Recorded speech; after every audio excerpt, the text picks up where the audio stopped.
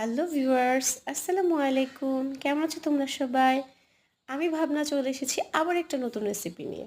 তো প্রথমে আমি চিকেনটাকে ভালো মতো ধুয়ে নিয়ে নিয়েছি। তো প্রথমে আমি দিয়ে নিব এখানে প্রয়োজন মতো মশলা। তো শুরুতেই দিয়ে নিচ্ছি 2 চা চামচ আদা বাটা। তারপর আমি দিয়ে নেব 2 চা চামচ পরিমাণ ধনিয়ার গুঁড়ো।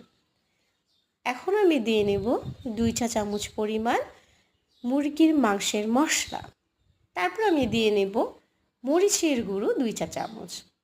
এখন আমি ব্লেন্ড করে রাখা পেঁয়াজ এবং কাঁচামরিচ মিক্সড করে যে ব্লেন্ড করে রেখেছি সেটা দিয়ে নিচ্ছি এবং তারপর আমি দিয়ে নিব 2 চা চামচ লবণ অ্যান্ড পরিমাণ মতো তেল দিয়ে নিব।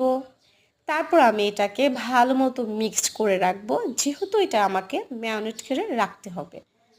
প্রায় 30 মিনিটের জন্য আমি ম্যারিনেট করে ঢেকে রেখে দিব। তার জন্য আমি পুরো চিকেনটা ভালো মতো নেড়ে চেড়ে মিক্সড করে নিচ্ছি। এবার আমি এটাকে রেখে দিব 30 মিনিটের জন্য।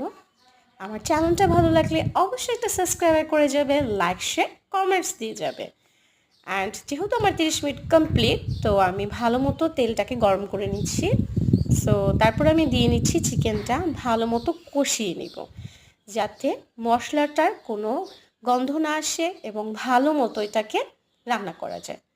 তো কষানো কমপ্লিট হয়ে গিয়ে যাচ্ছে, দেখো দেখতে কিন্তু খুব সুন্দর হচ্ছে, তাই না বলো? তো আমি এবার একটুখানি পানি দিয়ে নিব। তো কিছুক্ষণ নেড়ে চেড়ে রান্না করে নিব। সো আমার প্রায় 10-15 মিনিট রান্না করে নিচ্ছি। দেখো রান্না করা প্রায় কিন্তু কমপ্লিট।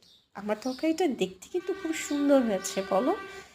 অনেক সুন্দর হয়েছে আর খুব ভালো একটা স্মেলও আসছে, বলো? আমার তো দেখেই খেতে ইচ্ছে করছে। আমার চ্যানেলটা ভালো লাগলে অবশ্যই একটা সাবস্ক্রাইবার করে যাবে, লাইক শেয়ার কমেন্টস করে যাবে অ্যান্ড অবশ্যই জানিয়ে যাবে কার কার এই রেসিপিটা খুবই ভালো লাগে। চিকেনটা আমার কিন্তু খুব ভালো লাগে। সো আজকের জন্য বাই বাই, আল্লাহ হাফেজ।